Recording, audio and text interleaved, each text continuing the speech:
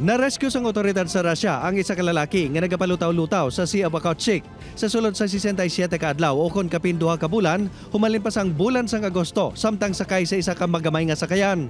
Base sa investigasyon sang otoridad, napatay naman ang utod sang lalaki kag ang hinablo sini nga iya man upod sa sakayan. Wala pa ginpagwa sang otoridad ang ngalan sa mga biktima. Ang sakayan ang ginreport nga nagikan sa Khabarovsk Krai sa Kamchatka Peninsula kag padulong kontani sa Sakhalin Island sa nadulaan sang kontak sa otoridad.